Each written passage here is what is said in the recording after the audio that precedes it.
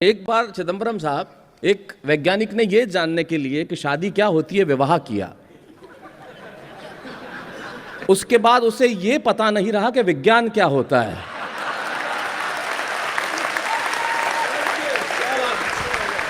क्या बात है।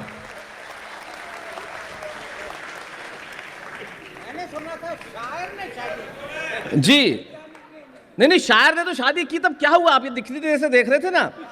एक शायर ने शादी की चिदंबरम साहब, पहली रात को बीवी का घूंघट उठाया और 3-4 गजलें सुनाई।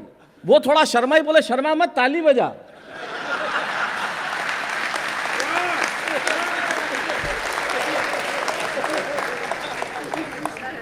आप देखो, मैं इतनी देर से देख रहा हूं, प्रिंस भी बहुत तालियां, बहुत अच्छा संचालन कर रहे हो प्रिंस, बहुत बढ़िया। इतनी देर से तालियां बजवा रहे, मत बहो ये ताली वाली बजवाने का काम। हमारा काम सुनाना है। माल ओरिजिनल होगा, अपने आप बिक जाएगा। बार बार कहने की क्या जरूरत है कि ताली बजाओ। यार मस्त रहो आप तो सुनो मस्ती से। जीवन में सुनना बहुत आवश्यक है। और इतनी महिलाएं सुन रही है।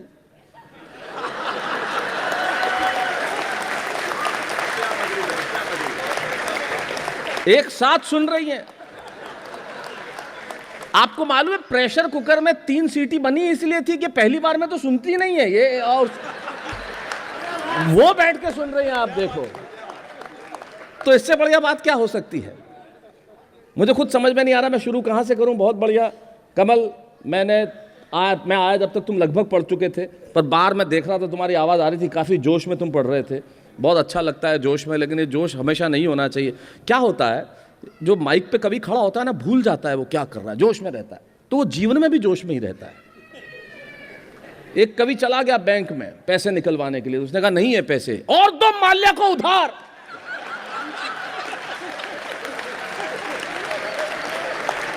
जोश, बोले पैसे नहीं, और दो माल्या को उधार। अबे बैंक में पैसे हैं, तेरे खाते में नहीं है।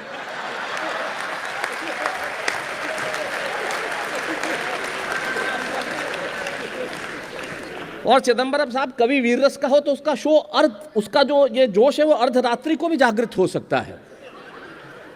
एक कवि का रात को 2 बजे जोश जागृत हुआ और चिल्ला के खड़ा हुआ, मुझे लकवा हो गया। बीमारी भी वीररस में राजेश भाई, मुझे लकवा हो गया।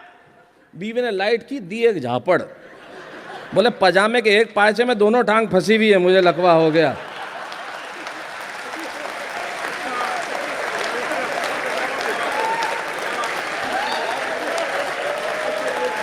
और उस पे पजामा चूड़ीदार।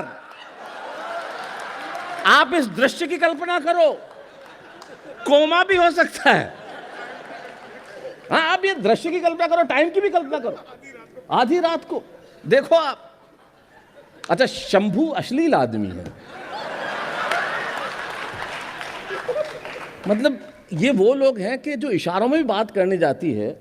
मैं इतना अश्लील है कि मुझे बोला भाई साहब, मुझे मेरी पड़ोसन ने नहाते हुए देख लिया। तो मैंने कहा तू क्या चाहता है? बोले बदला।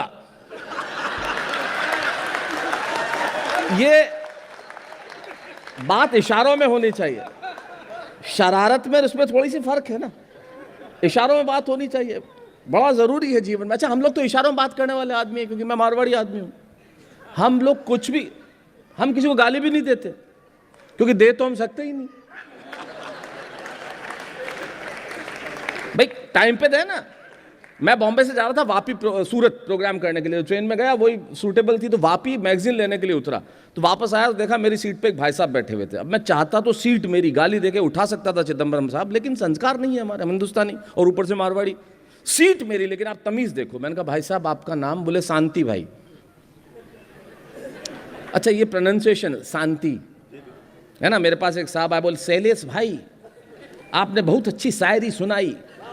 मैंने कहा शाबाश। अच्छा राजेश भाई, ये शीन को स बोले जब तक तो ठीक है, श को स बोले जब तक तो ठीक। कई स को श बोलते हैं। शुनरी पवन, शुन साहिबा शुन। एक में ऐसे ही किसी के घर गया, उसे कहना था सिट डाउन।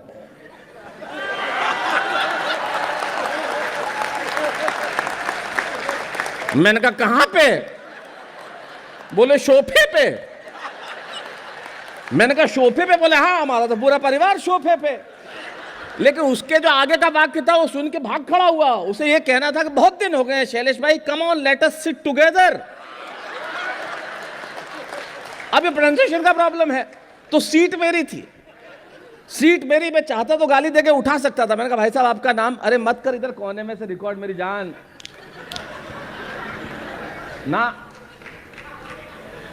ये देखो हिंदुस्तानी आदमी को जो जो कहो कि मना है। अगर आपको पता हो कि जीवन की कुछ समस्याओं से कहां निजात पानी है तो उस दीवार पे चले जाओ जहां लिखा हो कि मना है। तो सीट मेरी, मैं चाहता तो गाली देके उठा सकता था। मैंने कहा भाई साहब आपका नाम, बोले शांति भाई। मैंने कहा बहुत अच्छा शांति भाई। पिताजी का नाम, बोले कांति भाई। मैंने कहा शांति भाई ये सीट कांति भाई की नहीं है। मैं जानता हूं आपको आज समझ में नहीं आएगा,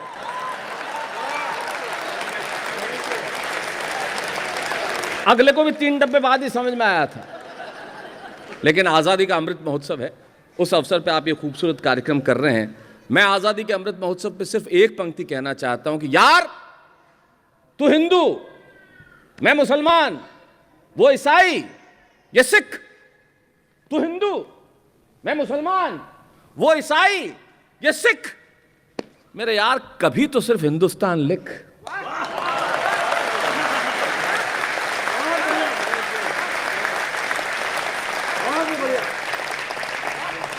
तब कहता हूं आजादी के इस अमृत महोत्सव में ये 140 करोड़ लोगों का देश, ये हमेशा मुस्कुराता है, हंसता है, खेलता है, गाता है। इसलिए क्योंकि हम जानते हैं कि हमारे पास वो सैनिक हैं जो 50 डिग्री की जैसलमेर की उस तपते रेगिस्तान में भी खड़े रहते हैं और -40 में भी उस सियाचिन पे खड़े रहते हैं।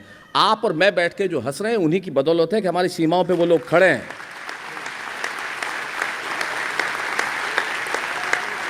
लेकिन जब उस सैनिक का शव घर पर आता है, मोबाइल नीचे रख लीजिए, जब वो सैनिक का शव घर पर आता है तो क्या गुजरती होगी उसकी मां पे। मैं इस आजादी के अमृत महोत्सव में सिर्फ एक पंक्ति कहना चाहता हूं। मैं बहुत लंबी बात करता ही नहीं। अगर एक पंक्ति में अगर आपको लगे कि बात ठीक है तो मुझे बताइएगा कि ठीक है। जिस वक्त उस सैनिक का शव घर पे आता है, सुनना राजेश भाई, अटल जी, कि जिस दिन तू शहीद हुआ, जिस दिन तू शहीद हुआ, न जाने किस तरह तेरी मां सोई होगी। मैं तो बस इतना जानूं वो गोली भी तेरे सीने में उतरने से पहले रोई होगी।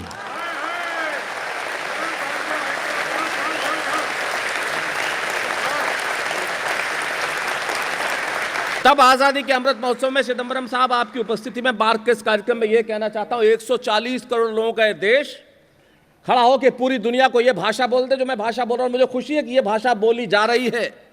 140 करोड़ लोगों का देश उठ के खड़ा होकर पूरी दुनिया को कहते, क्या मुझे बताइए, हम 140 करोड़ लोग यानी 280 करोड़ हाथ, हम लोग मिलके इस देश के नवनिर्माण में जुटे, क्या नहीं हो सकता।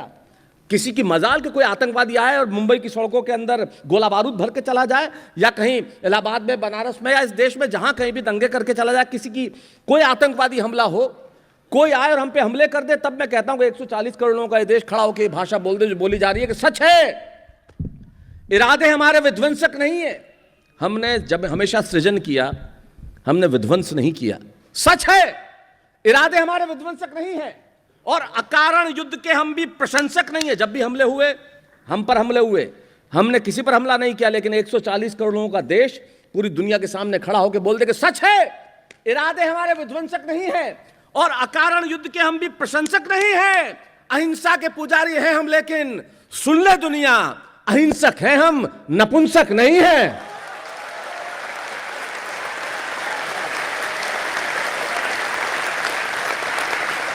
यह है 140 करोड़ लोगों के देश की ताकत। यह है मेरा हिंदुस्तान। तब मुझे बचपन में सुनी हुई एक कहानी याद आती है कि दूसरी क्लास में टीचर आए और बच्चों के हाथ में हिंदुस्तान का नक्शा दे दिया और कहा इस नक्शे को फाड़ दो, जो सबसे पहले जोड़ के देगा उसे इनाम दूंगा। 20 सेकंड में एक लड़का खड़ा हो गया कि सर मैंने नक्शा जोड़ दिया। बोले बेटा इतना जल्दी कैसे जोड़ा? बोले मैंने कुछ नहीं किया सर, नक्शे को पलट भर दिया, नक्शे के पीछे एक आदमी बना हुआ था, मैं आदमी को जोड़ता चला गया, हिंदुस्तान अपने आप जुड़ता चला गया। यह है हमारा मुल्क, यह है हमारा देश।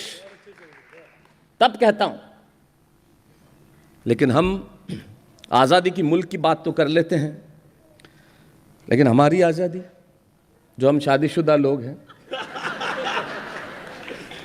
चिदम्बरम साहब, हमारी हालत ऐसी है कि सुबह बीवी कहती है भाड़ में जाओ तो ऑफिस चले जाते हैं, वहाँ बॉस कहता है जहन्नुम में जाओ तो घर आ जाते हैं। हमारे इसके सिवाय कोई जीवन ही नहीं है।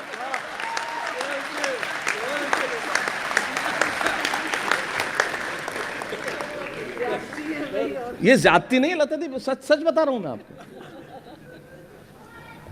आप तो तलवार लेके ही काव्य पाठ करती हैं। मतलब कई बार मुझे लगता है लता हया, मतलब इनका तो अंदाज ही अलग है। हिंदी की आप बात कर रही थी, मुझे बहुत अच्छा लगा। हिंदी हम ऐसी बोलते हैं, इस देश में ट्रेन लेट है, इसमें हिंदी का खाली है। बाकी क्या है हिंदी का? हमारी हिंदी ऐसी है कि हमारा एक मित्र आया कि मैंने अपनी लाइफ में आज तक एक भी वर्ड इंग्लिश का यूज नहीं किया है, लेकिन इसकी महानता मैं बताता हूं साहब। हमारे देश में अरबी जितनी बोली नहीं जाती उतनी खाई जाती है, चीनी जितनी बोली नहीं जाती उससे ज्यादा खाई जाती है, अंग्रेजी जितनी बोली नहीं जाती उससे ज्यादा पी जाती है।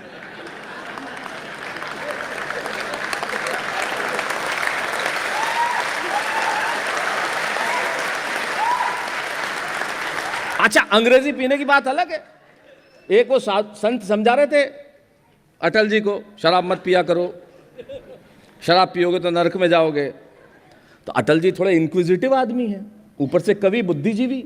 जैसे इनको कहा शराब मत पियो नरक में जाओगे, तो अच्छा बोले जो दारू बेचता है वो, बोले वो भी नरक में जाएगा। अच्छा, उसके सामने जो चखने वाला है वो, बोले वो भी नरक में जाएगा। बोले फिर नरक ही ठीक है यार।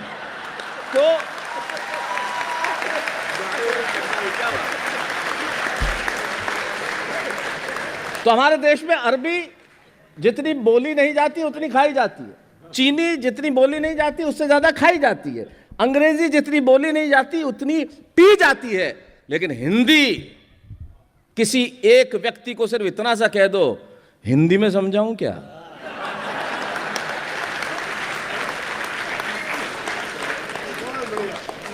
इसकी महानता का अंदाजा और कैसे। और आपको अपने, मैं खासतौर पे अपनी जो जहाँ महिलाएं बैठी उनको समझा कहना चाहता हूँ, देखिए भाषाएं इस देश की ताकत है। मराठी इतनी खूबसूरत भाषा, कन्नड़, तेलुगु, मलयालम, बांग्ला, मारवाड़ी, हमारी इतनी खूबसूरत भाषाएं हमारी ताकत है। और हमें अपनी भाषा पे गर्व होना। तमिल, तेलुगु, कन्नड़, मलयालम, जहाँ हमारी इतनी खूबसूरत भाषाएं, इतना खूबसूरत साहित्य रचा गया, इतनी अद्भुत भाषाएं, लेकिन हम लोग एक विदेशी भाषा के आतंक में इतने आ जाते हैं कि हमें लगता है कि अंग्रेजी बोलने से न जाने क्या हो जाएगा। देखिए, अंग्रेजी हमारे कामकाजी भाषा हो सकती है, अंतर्राष्ट्रीय भाषा सिखाइए, लेकिन आपको कहना चाहता हूं कि इंग्लिश लैंग्वेज है, नॉलेज नहीं है साहब। आप समझिएगा इस चीज को। और उस पे भी ये जो बच्चों को पीट पीट के अंग्रेजी सिखाने का दौर है, माए नहीं, नो इंग्लिश, नो बेटा, only English, only 2 biscuit, 1 is hand में, 1 इज हैंड में, भाषा गई एंड बैंड में। क्या बात है, क्या बात है, क्या बात है। Only English. और इसका इंग्लिश का मुझे आज तक समझ में नहीं आता। साहब, मुझे बचपन से पता नहीं चला कि क्यों सिखाया था। एक्टिव पैसिव सेंटेंस पढ़े हैं आपने कभी? ये लता जी आप पढ़ रही थी तो मुझे अचानक याद आया, Ram drives A car, car is driven by Ram. मुझे आज तक समझ में नहीं आया ऐसा क्यों करना है, इससे घुमा के पकड़ना ही क्यों है भाई? Ram drives A car, car is driven by Ram, Shyam pledge cricket, cricket is played by Shyam. क्यों करते हो यार? तब हमारी क्लास में टीचर है, उन्होंने एक सेंटेंस लिखा, आई मेड अ मिस्टेक, इसका पैसिव बनाओ। लड़के ने तुरंत बनाया, I was made by a mistake.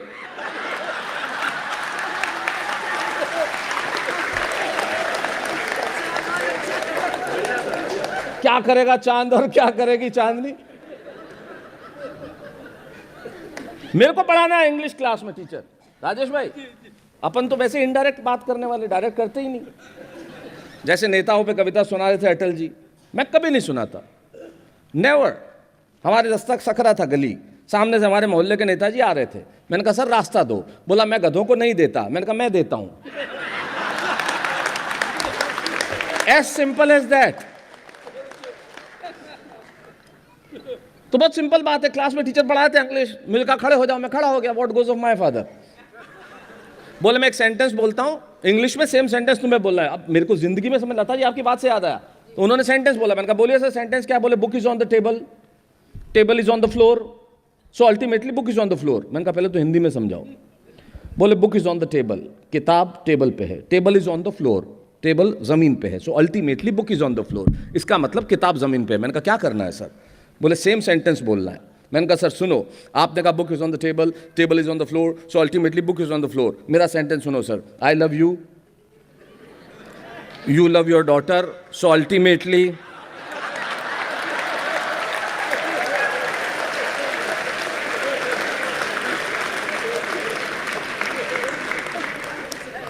नहीं, ये हमारे जीवन का ऑब्जर्वेशन है। अटल जी कह रहे हैं काफी पीछे से कहें काफी बड़ा कमीनापन है। अपनी कविता की वो पंक्ति भूल गए, ये काम वाली बाई में करीना कपूर ढूंढ लेता है। और मैं अटल जी को व्यक्तिगत तौर पे जानता हूं।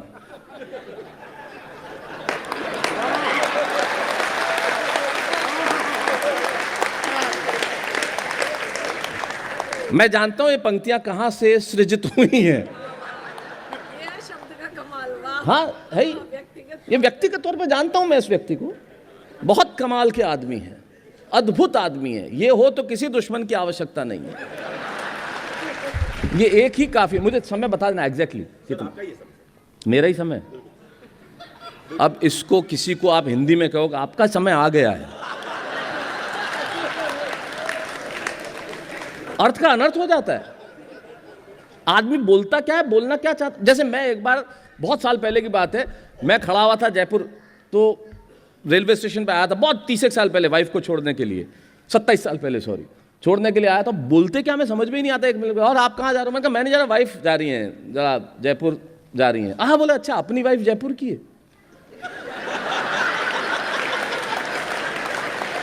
मैंने कहा अपनी का क्या मतलब है? पार्टनरशिप कोई फर्म खोल रखी है यहाँ पे?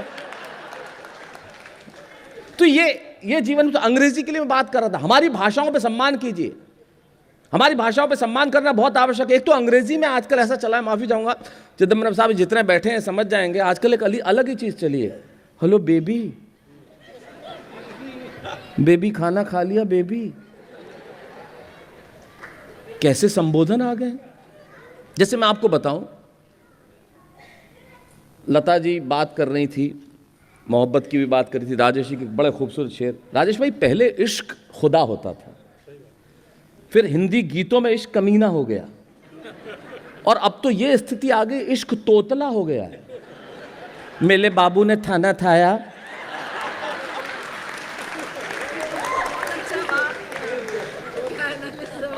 नहीं ये ऑब्जर्वेशन है। आप देखो, हेलो बेबी खाना खा लिया बेबी, अरे पति है आपका, बॉयफ्रेंड है यार।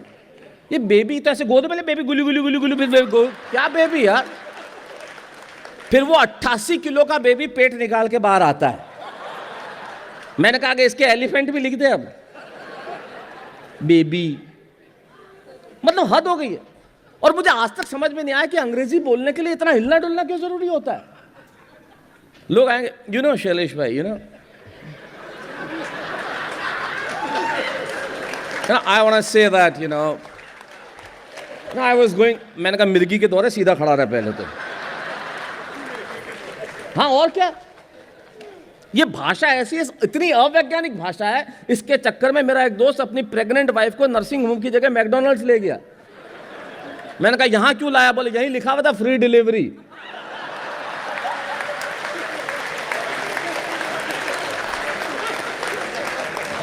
मैंने कहा फिर डोमिनोज ले जा, गारंटेड डिलीवरी इन 30 मिनट्स। या जोमेटो पे चला जा, होम डिलीवरी। हद है, इतनी अवैज्ञानिक भाषा है राजेश भाई। इसलिए हमारी भाषा का सम्मान होना चाहिए। अद्भुत है, हमारी भाषाएं कमाल की है। चलिए मुझे एग्जैक्ट टाइम बताइए, उस हिसाब से मैं कविता चुन के सुनाता हूं आपको। नहीं 9-10 तो हो रहे हैं आंटी, लेकिन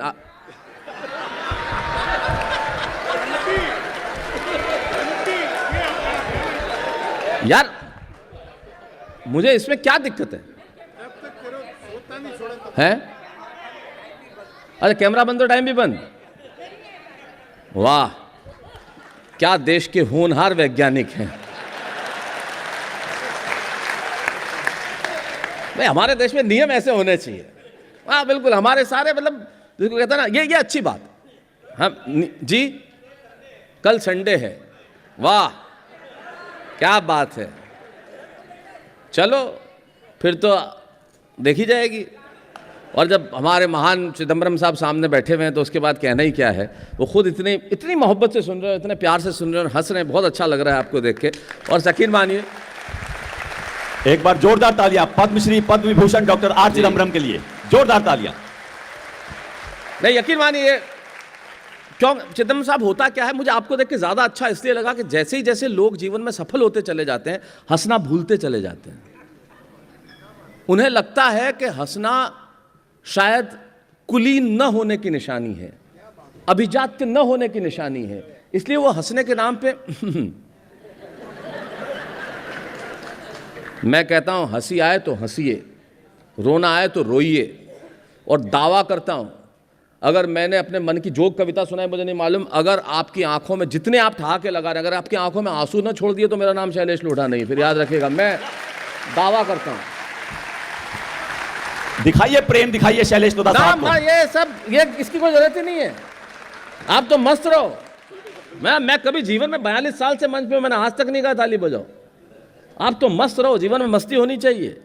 खूब हंसी आए तो हंसिए और रोना आए तो रोइए, आंखों से आंसू निकलने चाहिए। अगर हम ही नहीं हंसे, हम ही नहीं रहे तो हम इंसान किस बात के। जीवन में संवेदनाएं तो बाकी रहनी चाहिए। आदमी की हंसी होनी चाहिए, मुंह फाड़ के ऐसे कि सुबह पास वाला झांक के देख ले मुंह में कि सुबह नाश्ते में क्या खाया था। हंसी आए तो ऐसी आए, वरना लेकिन लोगों पर मत हंसिए, लोगों के साथ हंसिए। बिल्कुल सही। Don't laugh at people, laugh with people. हम लोगों पर हंसते हैं। जॉर्ज बर्नार्ड शॉ एक पार्टी में गए और साहित्यकार तो साहित्यकार होते हैं, तो उनकी पैंट में इतना बड़ा छेद, तो एक संभ्रांत सी महिला आई और कि George, your poverty is peeping out, तुम्हारी गरीबी बाहर झांक रही है। George said, ma'am don't you think your stupidity is peeping इन।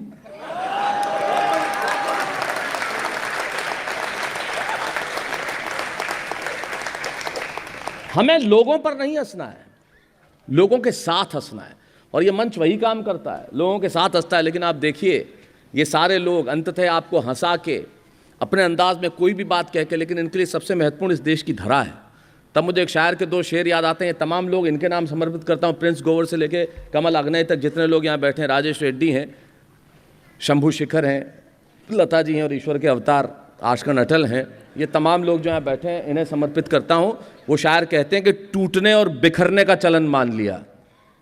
ये मोबाइल रख दो, मुझे डिस्टर्ब करता है दोस्त।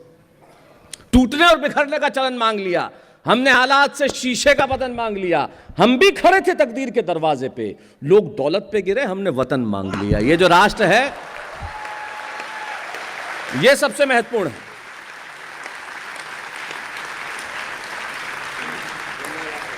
और आज तो उस आदमी का जन्मदिवस है जिसने राष्ट्र को एक नई दिशा देने का काम किया है।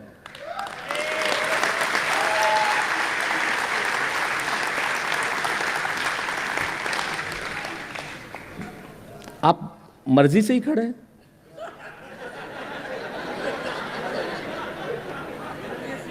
मेरी वाली पे आ जाओ, मुझे तो इधर से निकलना ही है, कोई दिक्कत नहीं। मर्जी से खड़े हो तो ठीक है ना, हिंदुस्तानी आदमी है, कुछ भी कर सकता है। हमारा मतलब कमाल है ना, हम लोग कुछ भी करें तो अद्भुत है। हमारे देश में मैं जा रहा था मेरे शहर में, मैं जोधपुर का रहने वाला हूँ, कार से जा रहा था, मेरे आगे एक साइकिल वाला, उसने हाथ यूं किया फिर यूं कर दिया। मैंने कहा क्या, पहले मुड़ना था, कैंसिल कर दिया। और उसके आगे एक महिला, लता जी, एक महिला हाथ यूं करके आधे घंटे तक मुड़ी नहीं रही। मैंने कहा मैडम भूल के कहनी, मैं तो नेल पॉलिश सुखा रही थी। अरे कमाल है हमारे देश में। जो ना हो जाए वो कम है। हमारे देश के लोग तो बहुत ही बढ़िया हैं। जैसे तुम बता रहे थे शंभू, तब मुझे अचानक याद आ गया, एक बार वो पूरे एक कोई यूरोप के अंदर कोई एक अच्छा सा ब्रिज बनाना था, तो और ऐसा कि भाई कम पैसों में कौन बना देगा, सबसे कम पैसों में कौन बना देगा। तो एक चाइनीज़ को बुलाया, एक अमेरिकन को बुलाया और एक हिंदुस्तानी को बुलाया। तो चाइनीज़ को पूछा कितने, बोले सर आई टेक 6000 में बना दूंगा, 6000 रुपया। बोले खाली 6000 बना, 6000 रुपये बना दूंगा, कोई दिक्कत नहीं। कैसे? बोले 3000 मेरे, 3000 लेबर के मैं बना दूंगा। अमेरिकन को पूछा कितने, बोले मेरी टेक्नोलॉजी थोड़ी सी एडवांस है, 12000, 6 मेरे आइडिया के, 6 लेबर के। हिंदुस्तानी को पूछा कितने, 23000। बोले 23 क्यों? बोले 10 आपके।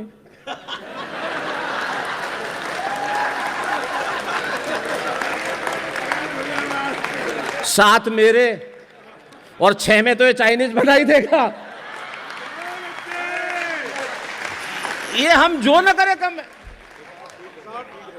हाँ? वो अरे ये भैया इतने साल ऐसे थोड़े निकाले जीवन में। जैसे अब ये कमल थोड़ी देर बाहर जाके, तू क्या खाता है? पक्का? श्योर? वो तो नहीं है। हमारे देश में आजकल कमाल के लोग हैं, बहुत कम बोलते हैं बेचारे। बोलते इसलिए नहीं कि मैंने कहा कैसे, अब मिले 2 बार यहीं मुझे नहीं मानता, इतनी खूबसूरत अंदर ये इतने 40,000 लोग एक साथ यहाँ रहते हैं, इतने अद्भुत कॉलोनी है। मैं तो पहली बार मुंबई में मैं आया और पता चला, बाहर से तो निकला कई बार, अद्भुत है यहाँ पे। और तमाम प्रदेशों के लोग, तमाम भाषाओं के लोग, तमाम संस्कृतियों के लोग। असली हिंदुस्तान तो यही है जो आप सब लोग एक साथ मिलजुल के रहते हैं। इससे बड़ी चीज क्या हो सकती है साहब? यहाँ ना कोई भाषा है, ना जाति है, ना धर्म है, ना मजहब है। इससे बेहतर क्या हो सकता है जी? देखिए, टेलीविजन की चीजों से इतना प्रभावित मत होइए। टेलीविजन पे वो दिखता है जो सच नहीं होता, लेकिन इससे बड़ा सच क्या होगा जहां इतने सारे धर्मों के लोग, 40,000 लोग यहां पे एक साथ रहते हैं।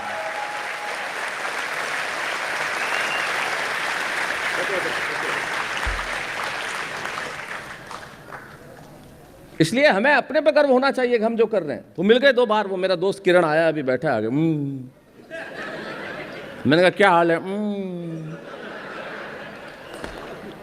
साथ में एक और था, कैसे चल रहा है सब? मैंने कहा प्रोग्राम में कितने रुक? मैंने कहा क्या कर रहा है, रुक यार। मैंने कहा क्या चल रहा है आजकल? स्वच्छ भारत अभियान।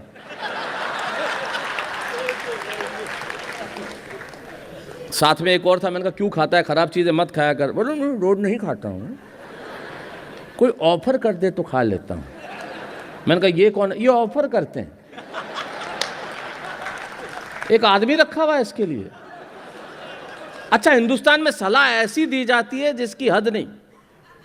यही 2 बैठे हुए थे, यही किरण और साथ में, और दोनों रेस्टोरेंट में गए। उसने नूडल का ऑर्डर किया, मैगी का। अब ये 2 पैक लगाने के बाद, उसके ऊपर 3 पाउच फूकने के बाद,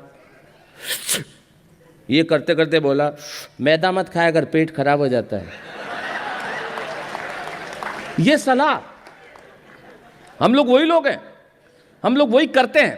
तब आइए मैं आपको वो सुनाता हूं जिस कविता के लिए प्रिंस ने मुझे कल खास तौर पे कहा था कि वो कविता मैं सुना दूं, तो सुना देता हूं। आ जाइए आप आगे, आ जाइए, बैठ जाइए बेटा सब लोग। धन्यवाद।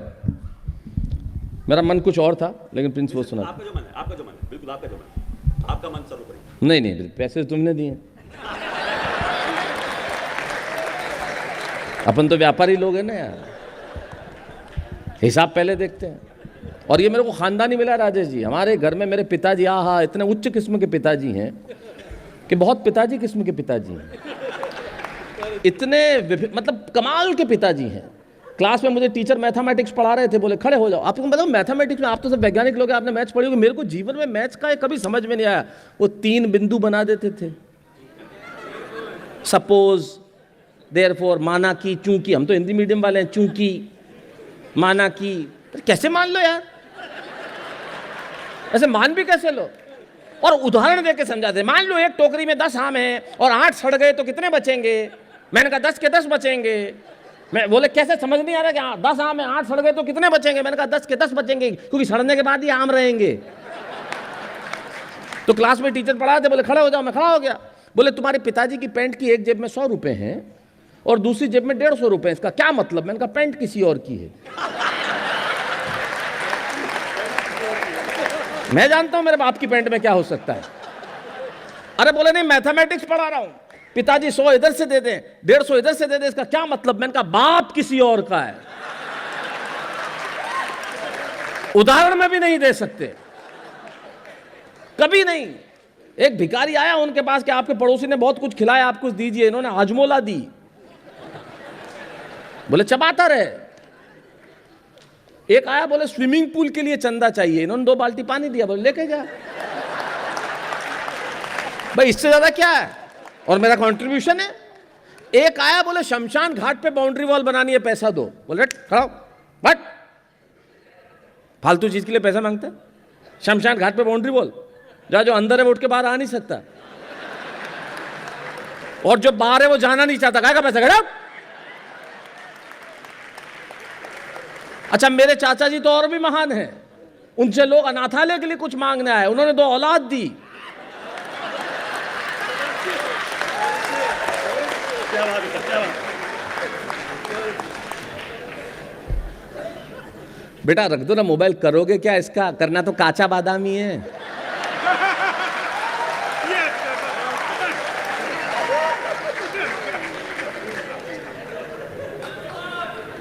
आदि हो गई है इस देश में यार, काचा बादाम, ऊपर से ये इंस्टा रील्स ऊ करके। वो 3 बुढ़ियाएं बैठी हुई थी एक जगह, ऊपर वो लड़की थी तो ऐसी थी कर, एक बोले का लगता है मिर्गी आई है, दूसरी बोली ना लकवा है आधे चेहरे पे, तीसरी बोली भूत पलीत लग रहा है। वो तो बाद में पता चला अगली सेल्फी ले रही थी यूं यूं करके। तो बेटा रखो इसको। तब मेरी कविता की सिर्फ एक पंक्ति कहता हूं, एक पंक्ति, कि सहजता थी, सादगी थी, बंदगी थी। ये व्हाट्सएप और फेसबुक नहीं थे ना, तब जिंदगी थी।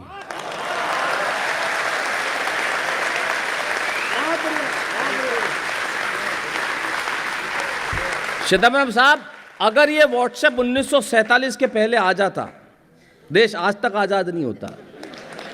हर आदमी दूसरे को मैसेज डाल रहा होता, इस मैसेज को इतना फैलाओ कि अंग्रेज देश छोड़ के भाग जाए। ये सही बता रहा हूं मैं आपको, ये स्थिति है हमारी।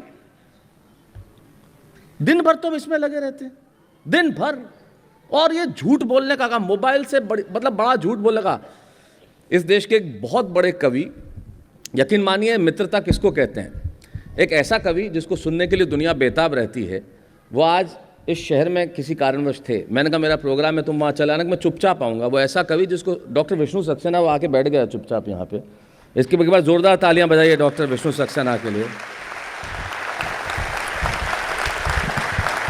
विष्णु सक्सेना एक ऐसे गीतकार का नाम है जिसको सुनने के लिए दुनिया तरसती है। वो हमारे बीच में बैठे हैं। मैं तेरी 2 पंक्तियां सुना देता हूँ।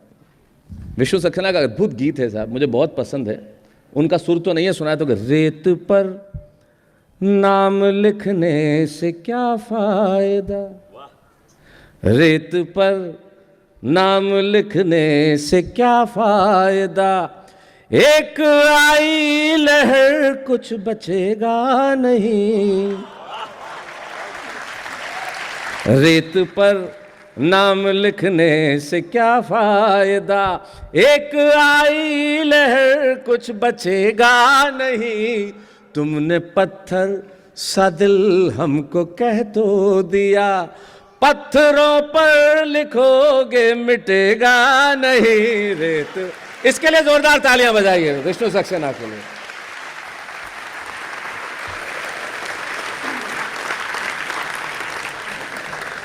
आइए वो कविता सुनाता हूं जिसको सुनाने के लिए प्रिंस ने मुझे कहा। मुझे लगता है कि ये मेरी व्यक्तिगत कविता थी, मुझे कभी नहीं मालूम था कि मंच पे सुनाऊंगा।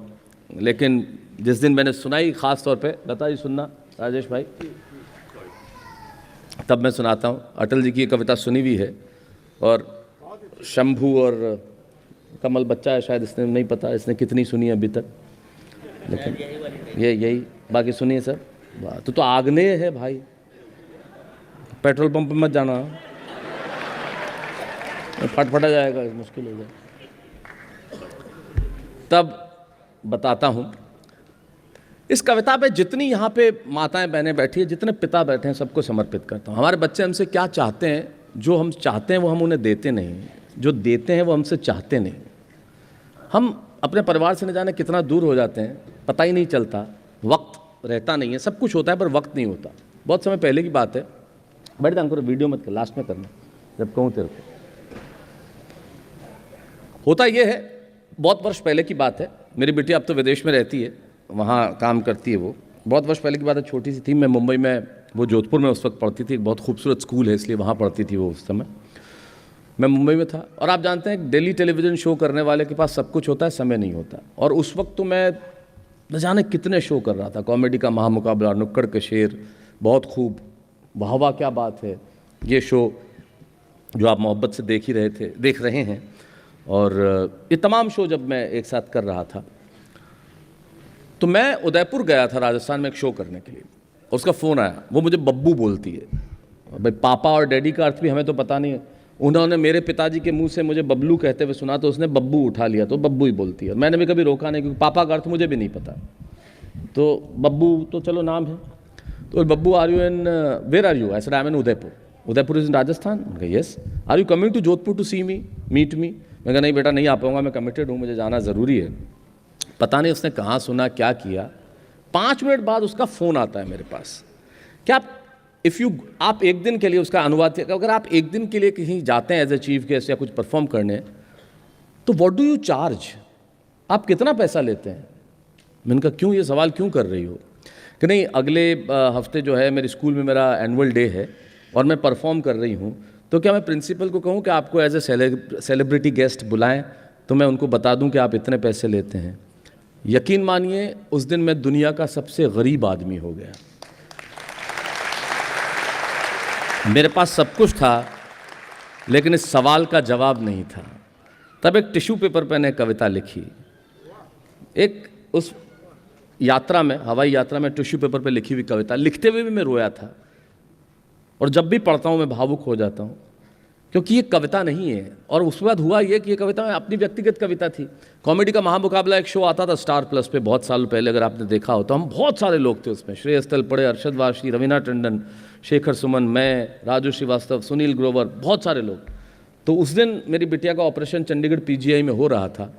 वो उस वक्त अस्वस्थ थी, लेकिन ईश्वर की कृपा से वो ठीक है और बहुत बढ़िया काम कर रही है। और मेरे पास सुनाने को कुछ नहीं था, तो मैंने उस दिन ये कहा कि भाई मेरे पास तो आज ये है, मैं ये सुनाऊंगा, मेरे पास सिर्फ ये आंसू है, आप इसको टेलीकास्ट मत करना क्योंकि शो के DNA से मैच नहीं करता है।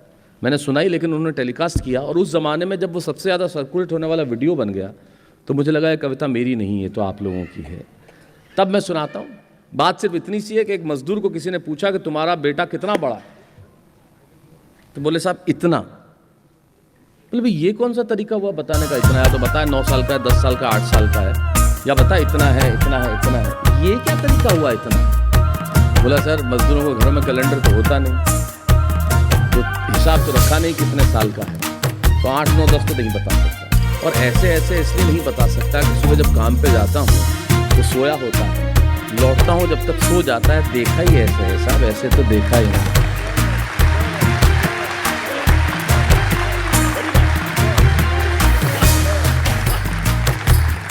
तब सुनाता हूँ। और दुनिया भर की यहाँ जितनी बेटियाँ बैठी हैं उनके नाम करता हूँ, जितनी बेटियों के पिता बैठे हैं उनके नाम करता हूँ, जितनी बहनें हैं उनके नाम करता हूँ, जिन बहनों के भाई बैठे हैं उनके नाम सुनाता हूँ। फ्रेंड्स, ये क्या लिखूँ, इसका वॉल्यूम थोड़ा सा बढ़ा दो जहाँ भी। क्या लिखूँ, वो परियों का रूप होती है। क्या लिखूँ, जो परियों का रूप होती है, या कड़क की ठंड में सुहानी धूप होती है। वो होती है उदासी के हर मर्ज की दवा की तरह, वो होती है उदासी के हर मर्ज की दवा की तरह, या उमस में शीतल हवा की तरह। वो पहाड़ की चोटी पे सूरज की किरण है, या जिंदगी सही जीने का आचरण है। वो आंगन में फैला उजाला है, या मेरे गुस्से पे लगा ताला है। जब आप घर में गुस्से में जाते हैं तो माएँ सबसे पहले बच्चों को भेजती है ताकि आप संयत हो जाए। तब कहता हूँ क्या लिखूं? वो परियों का रूप होती है, या कड़कती ठंड में सुहानी धूप होती है, वो होती है उदासी की हर मर्ज की दवा की तरह, या उमस में शीतल हवा की तरह, वो पहाड़ की चोटी पे सूरज की किरण है, या जिंदगी सही जीने का आचरण है, वो आंगन में फैला उजाला है, या मेरे गुस्से पे लगा ताला है, वो आकाश गंगा जो दिल मिलाती है, वो हंसी की नदी जो सिर्फ खिलखिलाती है, वो ताकत जो छोटे से घर को महल कर दे, वो काफिया जो किसी गजल को मुकम्मल कर दे। कमाल कर दिया, कमाल कर दिया। क्या लिखूं? वो परियों का रूप होती है, या कड़कती ठंड में सुहानी धूप होती है, वो होती है उदासी के हर मर्ज की दवा की तरह, उमस में शीतल हवा की तरह, वो पहाड़ की चोटी पे सूरज की किरण है, या जिंदगी सही जीने का आचरण है, वो आंगन में फैला उजाला है, या मेरे गुस्से पे लगा ताला है, वो आकाश गंगा जो झिलमिलाती है, वो हंसी की नदी जो सिर्फ खिलखिलाती है, वो ताकत जो छोटे से घर को महल कर दे, वो काफिया जो किसी गजल को मुकम्मल कर दे, वो अक्षर जो न हो तो वर्णमाला अधूरी है, वो जो सबसे ज्यादा जरूरी है, ये नहीं लिखूंगा कि वो हर वक्त सांस सांस होती है, क्योंकि बेटियां तो सिर्फ एहसास होती हैं।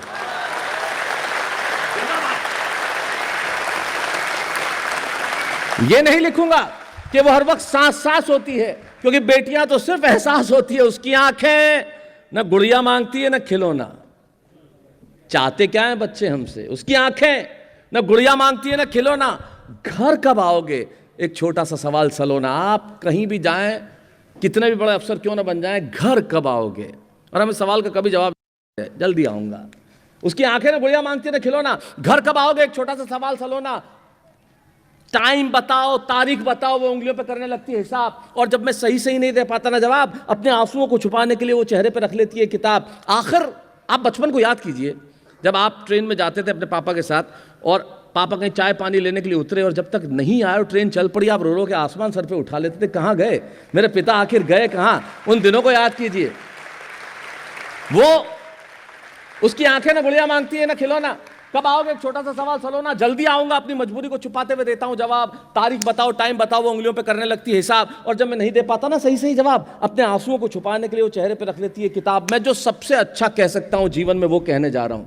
सुनना, आखिर रिश्ता होता क्या है, और आपको लगे कि ये बात जीवन में जो क्यों शैलेश लोढ़ा जो है, माँ शारदा का अपने आप को मैं एक बहुत बड़ा उपासक हूँ, मानता हूँ। उन्होंने आशीर्वाद दिया मुझे कि कविता की थोड़ी, मैं अपने आप को कवि नहीं कहता, कवि तो ये लोग हैं, मुझे तो कविता की थोड़ी समझ दे के भेजा। तब मैं कहता हूँ जो सबसे अच्छा कह सकता हूँ वो कहने जा रहा हूँ कि आखिर होता क्या। उसकी आंखें ना गुड़िया मांगती है ना खिलौना। कब आओगे? बस एक छोटा सा सवाल सलोना। जल्दी आऊँगा, अपनी मजबूरी को छुपाते हुए देता हूँ जवाब। टाइम बताओ, तारीख बताओ, वो उंगलियों पर करने लगती है हिसाब। और जब नहीं दे पाता सही सही जवाब, तो आंसुओं को छुपाने के लिए वो चेहरे पर रख लेती है किताब। आखिर रिश्ता है क्या? कि उड़ रहा था एक विमान, 35,000 फीट की ऊंचाई पर उड़ता हुआ विमान। विमान में सवार बहुत सारे लोग, कोई डॉक्टर, कोई इंजीनियर, कोई पत्रकार, कोई वैज्ञानिक, सारे के सारे लोग बैठे थे। सबसे आगे की सीट पे बैठी एक बच्ची खिलौने से खेल रही थी। उड़ता हुआ विमान हवा में गोते खाता हुआ, बादलों को छूता हुआ जा रहा था विमान एक स्थान से दूसरे स्थान। अचानक आया तूफान, इतना बड़ा तूफान कि गिरने लगा विमान और धरती की ओर टकराने लगा। मृत्यु आंखों के आगे तांडव करने लगी। लोग भूल गए कि मैं वैज्ञानिक हूं, मैं पत्रकार हूं, मैं डॉक्टर हूं, मैं चित्रकार हूं। मैं रोने लगे, चिल्लाने लगे, हे ईश्वर बचा ले, जिंदगी में फिर कोई गलती नहीं करेंगे। मौत बिल्कुल सामने है, मृत्यु नजर आ रही है, आंखों में आंसू, विमान में तांडव, चारों ओर हाहाकार, संत्रास। लेकिन वो लड़की खिलौने से खेलती रही। अचानक भगवान ने सुनी पुकार, संयत हुआ मौसम, शांत हुआ विमान, लोगों की आई जान में जान। और जो लोगों की जान में जान आई तो लोगों को लगा कि अब बच गए। तब एक व्यक्ति का ध्यान उस बच्ची की ओर गया और बच्ची को जाके कहने लगा कि बेटा तुम्हें नजर आता है? बोला हाँ अंकल मुझे सब नजर आता है। बोले मैं एक डॉक्टर हूं, मैं रो रहा था। ये एक वैज्ञानिक हैं, ये रो रहे थे। ये टीचर हैं, ये रो रहे थे कि हम मर रहे थे। और तुम यहाँ बैठी बैठी सिर्फ एक खिलौने से इधर उधर कर रही थी, न तुम रोई। तुम्हें सुनाई देता है? बोले हाँ अंकल मुझे सुनाई देता है। तो तुम्हें डर नहीं लगा बेटा? बोले नहीं माँ मुझे डर नहीं लगा अंकल, क्योंकि इस प्लेन के जो पायलट है ना वो मेरे पापा हैं।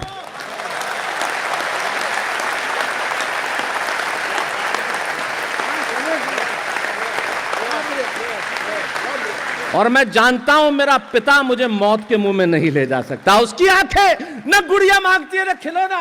घर कब आओगे, एक छोटा सा सवाल सलोना। जल्दी आऊंगा, अपनी मजबूरी को छिपाते हुए देता हूं जवाब। टाइम बताओ, तारीख बताओ, वो उंगलियों पे करने लगती है हिसाब। और जब नहीं दे पाता ना सही सही जवाब, अपने आंसुओं को छुपाने के लिए वो चेहरे पे रख लेती है किताबों। मुझे ऑस्ट्रेलिया में छुट्टियां, मर्सिडीज कार की ड्राइव, 5 स्टार होटल में डिनर या नए नए आईफोन नहीं मांगती। ये तमाम चीजें हम पैसे से खरीद के दे देते हैं और देते हैं, लेकिन जो दे सकते हैं और नहीं देते वो सुनना। वो मुझसे ऑस्ट्रेलिया में छुट्टियां, मर्सिडीज की ड्राइव, 5 स्टार होटल में डिनर या नए नए आईफोन नहीं मांगती। न कि बहुत सारे पैसे वो अपने गुल्लक में उंडेलना चाहती है। वो बस कुछ देर मेरे साथ खेलना चाहती है। वो कुछ देर मेरे साथ खेलना चाहती है। और मैं वही बेटा काम है, बहुत जरूरी काम है। आपकी आंखों के आंसू मेरी कविता की ताकत है।